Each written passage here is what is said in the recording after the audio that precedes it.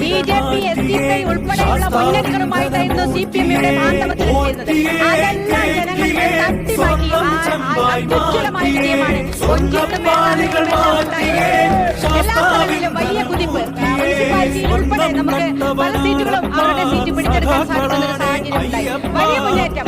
ഒഞ്ചിയത്തെ 12 സീറ്റിലാണ് 7 സീറ്റിലേക്ക് CPM ഒതുക്കി. ഞങ്ങൾ എന്ത് വില കൊടുത്തും ഒഞ്ചിയം തിരിച്ചു പിടിക്കുമെന്നായിരുന്നു നേതാക്കന്മാർ അവകാശപ്പെട്ടത്. ആ അവകാശവാദങ്ങളെല്ലാം തട്ടിമാറ്റിയാണ് ഇവിടുത്തെ ജനത വലിയ വിജയം ഒഞ്ചിയത്തെ ജയിപ്പിച്ച മുഴുവൻ ജനതയ്ക്കും ഹൃദയപൂർവ്വം അഭിവാദ്യം ചെയ്യുന്നു.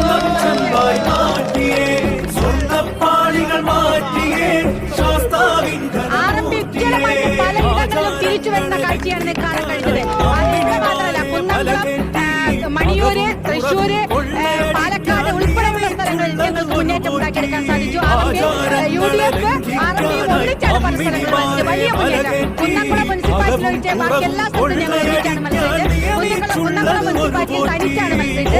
അവിടെയും 4 സീറ്റ് നേടാൻ വേണ്ടി സാധിച്ചിട്ടുണ്ട്. വലിയ മുന്നേറ്റം. കേരളത്തിലാകെ UDF തരംഗമാണ്.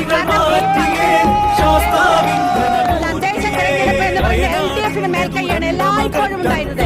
പക്ഷേ പിണറായി വിജയന്റെ ഗവൺമെന്റിന്റെ ഭരണവിരുദ്ധ വികാരമുണ്ടാകുമെന്ന് വളരെ കൃത്യമായി ഞങ്ങൾ പറഞ്ഞതാണ്. ഭരണവിരുദ്ധ വികാരമാണ്. ആ മന്ത്രിസഭ രാജിവെക്കണം. പിണറായി വിജയൻ രാജിവെക്കുകയാണ് വേണ്ടത്.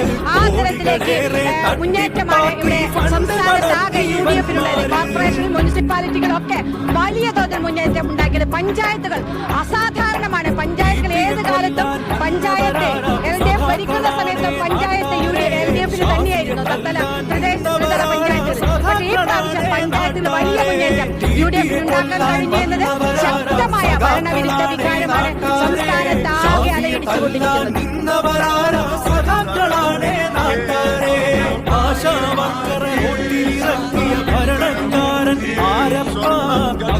ഭരണവും അഴിമതി ശരണം